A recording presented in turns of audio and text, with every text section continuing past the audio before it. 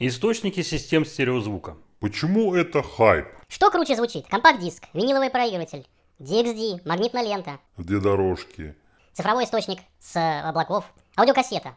А может быть дат или мини-диск? Или все-таки граммофон?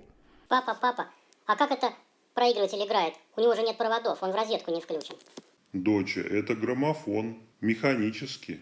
Никаких усилителей, проводов там нет. И это хорошо. Давайте вместе с вами разберемся, почему это хайп. И как случилось в наше время, что ни усилители, ни акустические системы, ни тем более кабели не вызывают столько споров и рождают столько мифов и заблуждений, как источники стереозвука. Да и не только стерео. А я напоминаю, что меня зовут Олег, и я счастлив, что пришел в этот мир в 70-х годах, поскольку мне посчастливилось застать рождение основных стереоформатов звукотехники.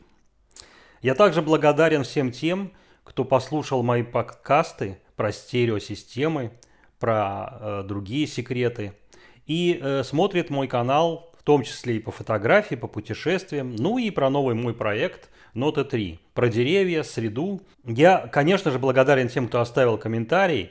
И среди вопросов были по теме сведения звука, по теме устройств восприятия звука человека, его слуховой системой. Эти вопросы я подробно разбирал в своей дипломной работе в 1998 году. Более 200 листов, из которых 1/3 и даже более была посвящена самим органам и их функционалу человека, а также феноменам человеческого слуха. Эта работа вдохновила меня на исследования, которыми я занимался и до этого времени, но сделала структурным мою дальнейшую деятельность в хай-фай, хай-энд индустрии в том числе. Это называется исследование влияния структурного несоответствия, моделирование техническими средствами естественных источников звука. Проще говоря, насколько современная система и тогда, и сейчас могут корректно воспроизводить звук. Тот, который встречается в естественной среде. И вы знаете, что эти звуки – вода, река, ветер, листья и прочее, шаги человека, шаги животных и прочие движения – это все естественные звуки. Споры по поводу моностерео как раз имеют отношение к этому, но мы не будем погружаться в это. Итак, друзья, 1977 год, СССР, Крым, Алушта. Живая музыка на пароходе «Ракета», или как там сейчас их называют, катера, которая была исполнена как в живом варианте, так и на магнитофоне. Она потрясла меня настолько, что даже в очень юном возрасте я запомнил это ощущение. И уже в 1982 году отец мне купил магнитофон бобинный «Комета», и я делал свои записи с телевидения, тогда черно-белого у нас было, и радиостанций. В 1984 году у нас появился уже проигрыватель Vega 109, который включал в себя замечательный тонарм Nitro, встроенный усилитель, и темброблок, и акустическая система Vega 109. Так вот, друзья, в 1986 году перестройка, все дела. Рынок наполнился огромным количеством пластинок виниловых, наполнился музыкой, альбомами и прочее. Мы посещали рынок, где продавали пластинки по цене 200-300 рублей. Для тех времен это были совершенно колоссальные деньги. Мой канал, например, смотрят люди, которым сейчас 16 лет. Это люди, которые уже родились практически в эпоху появления айфона. Они не застали ни магнитную ленту, даже не компакт-диск. Они сразу же очутились в цифровом мире, где источниками являются как облака, так и цифровые устройства. Поэтому они не знакомы ни с кассетами, ни с магнитной лентой, ни с грампластинками, ни тем более с патефонами и прочим. Продолжаю. 86 год. Игра на гитаре. В тот момент мой друг Андрей Чернов, известный музыкант, и учил меня на гитаре, также и друг Михаил. И мы играли, иногда это все записывали, пытались. И эти учителя, в том числе, которые были моими ровесниками, тоже повлияли на мое восприятие как музыки, так и самих музыкальных инструментов. Ну а в школе мы уже проводили дискотеки, для этого использовали бобинные магнитофоны, усилители, усилительную технику, потому что для этого требовалось. В 1988 году у меня появился магнитофон «Орбита», и я впервые увидел компакт-диски. Кстати, в 1988 году покойный дядя привез каталог, выставка из Америки, которая проходила в СССР. тогда еще. И там показывали компьютеры, очень интересный каталог с ковбоями, которые там с компьютерами разбираются. Ну и там был компакт-диск и его презентация. Мы сегодня затронем эту тему более глубоко. Так вот, кассетный плеер, который к тому времени уже завоевал весь мир, а вы видели во многих фильмах, в том числе и в «Назад в будущее» показан кассетный плеер, и в других. Почему это стало хайпом? Потому что компактное устройство, музыка с собой, это все решало. Решало все вопросы человека, что он мог взять с собой теперь музыку. Мало кто знает, что, например, виниловые пластинки были в том числе и проигрыватели для автомобилей. Это было в Америке, но это было очень давно, друзья. В 1991 году, когда рухнул СССР, когда рынок уже наводнили западные компании, которые выпускали технику к тому времени, в России уже появились пункты видеопроката, можно было прийти посмотреть фильмы на видеокассетах, но мы с другом отправлялись и брали в прокат компакт-диски. Достаточно дорого было для студентов, это порядка 30-40 долларов компакт-диск, это огромные деньги, поэтому 2-3 доллара можно было взять на прокат. И что мы делали с ними? Мы переписывали их на магнитную ленту. Так вот, к тому времени у меня уже была дека, магнитофон электроника 003, а у моего друга 004 более поздняя, трехмоторная. Но это уже совершенно другого уровня, высшего класса магнитофоны. Конечно, они не соперничали и не идут в какое сравнение ни с Нагро, ни с Студером, ни с ТМом, ни тем более там другими. Но тем не менее, на 003-м корвете с МС-головкой мы переписывали пластинки, которые тоже брали в прокат, на магнитную ленту, чтобы всем возможностью, что можно было дальше этой музыкой пользоваться, слушать ее. Тогда же я впервые купил компакт-диск «Привод», которые использовались в то время уже шли для компьютеров. А вы знаете, что в 80-х годах для сохранения программ использовали кассеты, компакт-кассеты. Флоппи-диски, конечно, тоже использовались, но это для программ. А для большего объема использовали в том числе и компакт-кассеты. И мы делали эксперименты. В 1988 году я помню, что мы отправили через телефон программу от меня к моему брату двоюродному на расстоянии 15 километров. И тогда я понял, что... И тогда еще не было интернета. И тогда я понял, что мир полностью изменился, что теперь не надо отвозить записи, не надо отвозить даже программы. Это можно переслать через телефонную линию. Это, конечно, было таким озарением. Ну, дальше вы все помните прекрасно. Появился интернет в конце 90-х. Ну, и дальше пошло-поехало.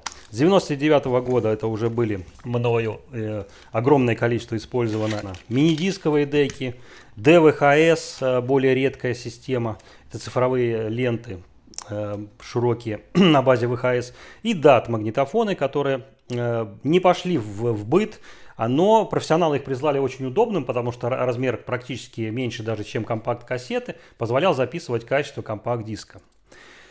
Дальше, друзья, супераудио компакт-диск, супераудиодиск так называемый, формат DXD, это все совсем другого уровня. Широтно-импульсная модуляция, мы не будем в это погружаться, если вам интересно, я продолжу по вашим комментариям отдельно говорить по этим устройствам. Благо, я с ними работал с самого начала их появления и застал первые экземпляры компакт-дисков с супераудио CD, я имею в виду. Ну, Hi-Res и прочее, прочее. За эти годы 21 века я познакомился со многими интересными людьми, имеющими непосредственное отношение как к разработке аппаратуры в России, так и за рубежом. В моем портфеле Сейчас так модно говорить. много часов, десятков тысяч часов прослушивания систем и реализации систем готовым пользователям. Поэтому я начну, друзья, с формата, который до сих пор существует и который существует по некоторым оценкам с 1979 года. На самом деле он был продемонстрирован, но сейчас в интернете наконец-таки появилась достоверная информация о том, откуда все эти ноги компакт-диска. Вы знаете, что это такое? Это пластина лаковая на основе поликарбоната, которая закрывает алюминиевый диск, на котором прожигается прожигается точки-тире. Точки-тире, да. История на самом деле погружается в 50-е годы, когда впервые был запатентован этот способ вообще с помощью лазера. Но тут очень много мути. Это совершенно мутная история. Единственное, что я говорил и 20 лет назад, когда эта только информация стала просачиваться, несмотря на то, что в интернете ее задавливали, есть такой человек Джеймс Рассел. По данным, которые есть подтвержденные, в 70-м году он опубликовал и получил патент на устройство, которое действительно записывает музыку на компакт-диск. Но при этом компания Philips и Sony, как всегда крупные компании, видя какой-то потенциал, конечно же, все это взяли под свои руки. И в результате Джеймс Рассел ничего не получил. Более того, есть информация, что после того, как компания Sony Philips выпустила все-таки этот компакт-диск, они не могли сделать устойчивую его работу. И они опять обратились к Джеймсу Расселу. Эта информация не подтверждена, но по косвенным данным, то, что я общался, оно имело быть. Вот, представим, что в 1979 году компания продемонстрировала компакт-диск. Зачем это нужно было? Это было цифровое устройство, которое размером чуть больше кассеты позволяло записывать, во-первых, я говорю про преимущество компакт-диска. Это компактность. Дальше срок хранения. Были даже посты, у меня где-то этот пост сохранился, что этот компакт-диск в аквариуме там 100 лет лежал и ничего с ним не происходило. Но это на самом деле вранье, конечно. Позже гораздо технология изменилась, и сейчас современные компакт-диски хранятся, конечно, не так долго. Дальше, это малый шум.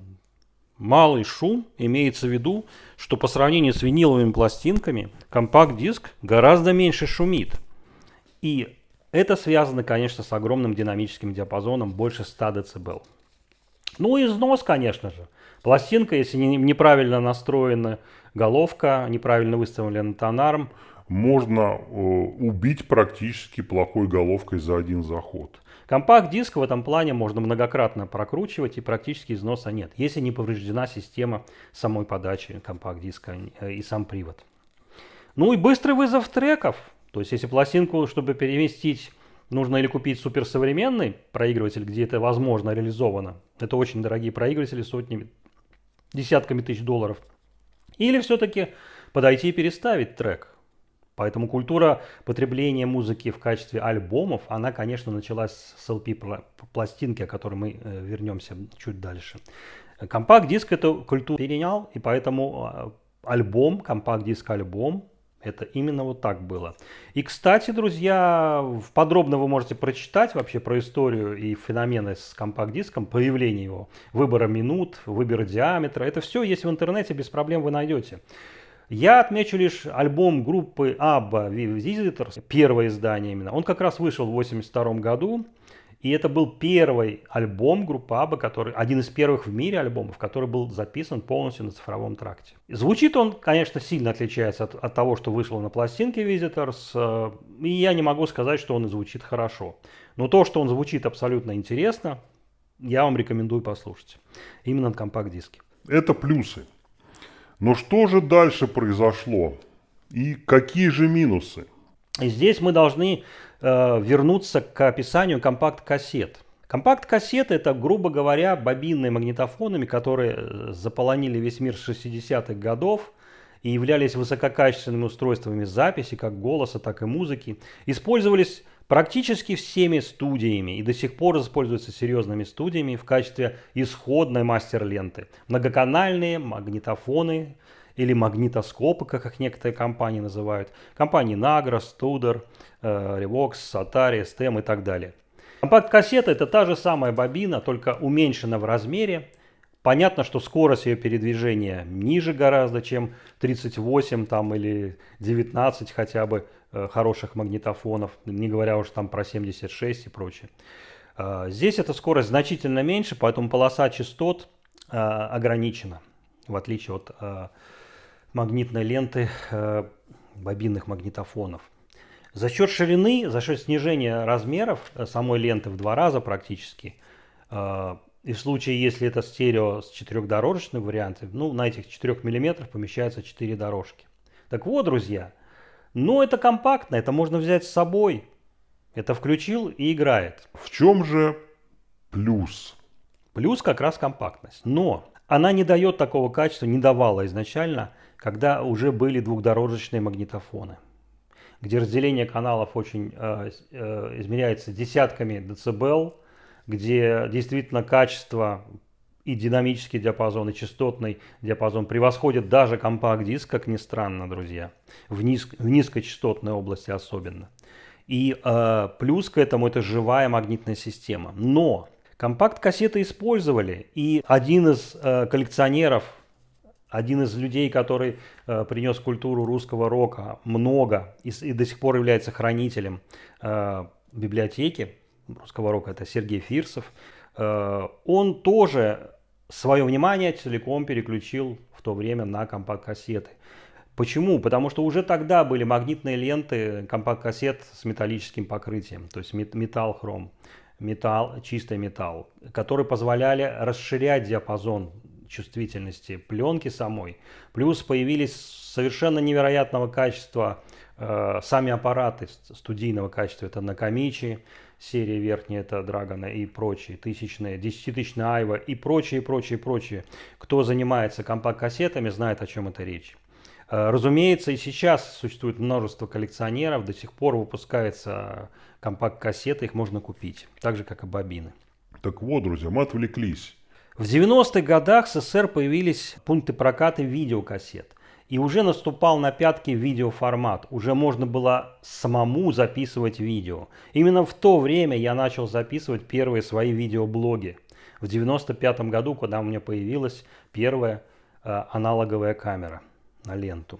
Вы можете посмотреть, кстати, в моем плейлисте, там какие-то записи даже найдете. Мы брали именно компакт-диски и писали их на ленту. Почему? Потому что это удобно, потому что это дешевле и потому что это было доступно. И ассортимент, конечно, компакт-диск был не такой большой, как сейчас. Сейчас он просто огромный. Кассета, да, дешево, компактно. Но лента это качественно. С 1982 года по сегодня компакт-диск шествует по планете. Лента, которая была с 60-х годов, пользовалась, уже перешла в разряд профессионального аудио. До сих пор используется, существует записи в продаже. Вы можете купить студийные записи первые мастер-тайпа на лентах. Так что же касается компакт-дисков? Я упомяну несколько компаний, которые сделали гигантский вклад в развитие компакт-диска и выпускали действительно выдающиеся устройства, как транспорты, так и готовые компакт-диск проигрыватели. Это компания Philips в первую очередь со своим маятниковым механизмом CDM-0, первый, отлитый на металле, сборный из двух частей, или более поздняя известная модификация CDM-1, где это целиком отливалось, более простой. Ну и мой любимый, самый быстрый CDM-2. Ну и, конечно же, компактные, которые пошли уже в автомобиле, CDM-3, CDM-4 и профессиональный CDM Pro, CDM-9 и 12. Также компанию Sony, которая сделала гигантский отрыв в области ЦАПов 16-битных. Хотя я приверженец все-таки ЦАПов компании Philips, если говорить о ранних проигрывателях. Также компанию TIC, которая сделала замечательную систему в РДС, которая используется до сих пор даже в транспортах компании, например, DCS. Data Conversion System. DCS является до сих пор стандартом в самых крутых студиях мира для музыкантов. Это четырехблочные, многоблочные системы, которые состоят из тактового генератора, апсэмплера, транспорта и цифрового аналогового преобразователя. Разумеется, все это соединено специальными шинами для объединения тактовых генераторов, ну и прочее. Об этом можно много разговаривать. Мы не будем сейчас говорить про магнитный флоппи-диск. Сердцем все-таки компакт-диска проигрыватель является кварцевый генератор. Кварц, вы знаете, это резонансная система, это минерал, который встречается у нас достаточно часто. И вся практически электроника построена на вот этом кварцевом генераторе. Все процессоры используют его. Тем не менее, существует более стабильный материал, который я хочу упомянуть обязательно, которые используются вот в высшего класса аппаратах для обеспечения вот этих тактовых частот более высокого уровня. Это или термостабилизованный кварцевый генератор, или все-таки используют рубидий. По этому пути пошла компания Esoteric. Так вот, я еще хотел бы упомянуть материал, который считается одним из самых интересных материалов, который сделал человек, синтезировал. Это алюминий, галлий, арсенит, лазер. Использовался в самых первых головках. Роденшток. Многие знают эту компанию по оптике, одной из самых лучших, я считаю, лучшая оптика в мире производства очков. Это уже более последние варианты. Но изначально в то время компания Rodenstock разработала вот эту оптическую систему для маятника CDM0, CDM1.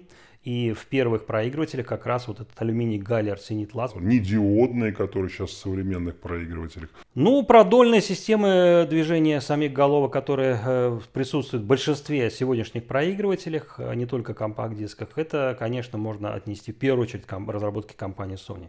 Будь то магнитный способ управления или механический с помощью шестеренок, это другой вопрос. Дальше, друзья, сама система компакт-диска и, собственно говоря, само изобретение Рассела предполагало обработку полученного, извлеченного сигнала с помощью компьютера. И как ни странно об этом говорить в 1924 году, к этому опять вернулись, особенно в 20-х годах. Но вернулись не потому, что это изначально было так придумано, а вернулись потому, большинство компаний разучились делать качественную механику. И сделать качественную механику значительно дороже, чем напечатать микросхемы. Именно поэтому современные проигрыватели, даже если брать топовый уровень, например, Boulder 1021, с которым я работал, построены на принципе DVD-привода. Кстати, Marantz верхние тоже много лет назад уже перешли на этот вариант. И дальше все это загоняется в буфер, потому что память дешевая.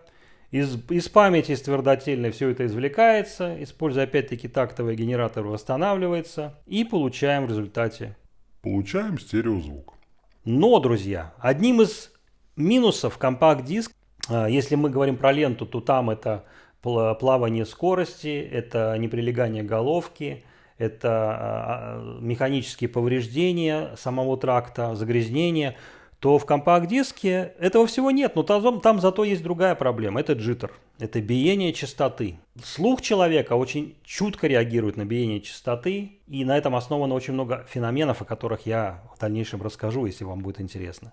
Так вот, джиттер – это как раз та проблема, которая не могла решиться даже в первых цифровых устройствах. Имею в виду диджитал устройств, в том числе и в айфоне, в айпаде, в айподе. Этот джиттер уменьшали с помощью более серьезной твердотельной памяти, более качественной, с помощью специального софта. Но в готовых CD-проигрывателях он всегда присутствовал. Введение в тракт уже термостабилизованных генераторов, особенно рубидиевых, позволяли снизить этот джиттер на 2-4 порядка, то есть там в 100 или в 10 тысяч раз. И это слышно настолько сильно, влияние этого, что создается впечатление, что компакт-диск начинает оживать. Он играет очень воздушно, никакого призвука цифрового звука нет. И это напоминает даже чем-то хороший, очень дорогой винил. Я надеюсь, что вы напишите комментарий, кто слышал такие системы топового уровня. Ну а кто не слышал, добро пожаловать в салоны, которые по всему миру, их достаточно много. Кроме этого, есть еще ограничение. Это ограничение частоты воспроизведения. Оно четко ограничено самой схемотехникой и стандартом компакт-диска. Это от 20 до 20 кГц. Связано это как раз чисто с математикой. Согласно теореме Котельникова, если у вас опорная 44, то вы можете воспроизводить в 2 раза меньшую частоту. Соответственно, выше 20 вы не можете воспроизвести. В результате мы имеем ограничение по частотному диапазону, хотя апологеты каких-то справочников скажут, что ухо человека больше 20 не слышит, а некоторые 14-12. Но про это я рассказывал. И если вам будет интересно, этот вопрос мы можем рассмотреть в отдельном выпуске касаемо системы восприятия звука человека. Какие частоты он слышит, какие артефакты. Ну и вообще много всяких феноменов, которые... Математика объяснить не может, но Опыт человека позволяет об этом говорить. У ленты полоса шире, конечно. Но динамический диапазон компакт-диска больше 100 дБ, и это большой, огромный плюс. Минус, конечно, это ошибки, потому что какая бы ни была хороша система записи или воспроизведения, при печати на компакт-диске, конечно же, возникают ошибки. Минус срок хранения слоя. Когда лет 15 назад изменили технологию печати массового производства компакт-диска, это были времена, когда уже появился компакт-диск R, CDR, CDR-V. То есть, с одной стороны, эти форматы положили конец монополии звукозаписывающих компаний, потому что пластинки вы сами не напечатаете, если только не на костях, как в 90-е делали. Да, лента, конечно, позволяла это сразу обойти, потому что лента предполагала запись. Но конец монополии с появлением CDR, CDR-V убил качество самих болванок. И я проводил, не только я, вместе с интересными энтузиастами, мы проводили тесты именно болванок. Практически все топовые записывали одно и то же на устройства, которые имели однократную, двукратную запись. А такие устройства были, кстати, первые в 90-х годах для компьютеров. Сейчас это все 16, 40, 60 крат. Это, конечно, другого качества устройства по сравнению с теми, что были раньше. Так вот, мы пришли к выводу, что, конечно, очень мало заводов осталось, которые могут действительно предложить высококачественные болванки для записи. Это есть, но это тема отдельно для разговора. Дальше, друзья, архитектура цифра аналогового преобразователя. Разумеется, это вообще требует отдельного большого выпуска. Я вкратце зачитаю выдержки тех устройств и те принципы, которые для меня являются первостепенно важными. Это архитектура R2R, чистая математика, без всяких фигурных извращений DSP, мультибит. Да, именно такие системы стояли на первых Philips'ах. Да, именно такие системы стоят на топовых проигрывателях современных. Многие вспомнят Mesh, однобитные системы записи и прочее, прочее. Я не буду спорить, друзья, все это пройдено миллион раз уже. И третьим я хочу выделить архитектуру компании DCS, это ринговый ЦАП. Это вообще другая история. Но она настолько обширная, что требует совершенного отдельного часа времени как минимум. И упомянул компанию Nagra, которая участвовала как в записи музыкальных произведений, шедевров по всему миру, под своими портативными магнитофонами на ленту, так использовала и студийные магнитофоны, так до сих пор выпускает высококачественные CD-проигрыватели. Ну и для совсем уж титанов, технарей, скажу, что я видел устройство и щупал его, которое компания Nagra выпускала для НАСА в качестве тестовых магнитофонов ленту для изучения вибраций корпусов. Это устройство на ленту имеет полосу от полугерца, 1/2 герца, до десятков тысяч килогерц. Это к вам в качестве затравки для следующего ролика. Ну, еще раз напомню, структурное несоответствие. Основная проблема, которая сейчас стоит в связи с хайпом винилом. И здесь я уже ограничен во времени, уже перешагнул эту черту. Я могу вам только одно сказать, что акустические системы современные, это в основном динамическая система. Система магнит и излучатель и катушка. Магнитофоны, которые используют в себе также магнитный принцип сохранения и преобразования устройств, также имеют магнитную ленту, не проволоку, как первое устройство, и также магнитное преобразование с помощью магнитных головок. В виниле эта система тоже используется. Там есть тоже механическая система считывания данных и дальше магнитное преобразование с помощью картриджа с подвижным магнитом или с подвижной катушкой. На сегодня, друзья, все. Я надеюсь, что вы хоть какую-то себе пользу из этого выпуска получите. Напишите, что вы по этому думаете. И напишите обязательно, какие вам источники больше всех нравятся. Может, я здесь какие-то не перечислил, забыл. А с вами был Фалионыч. Всем хорошей музыки, удачи, пока.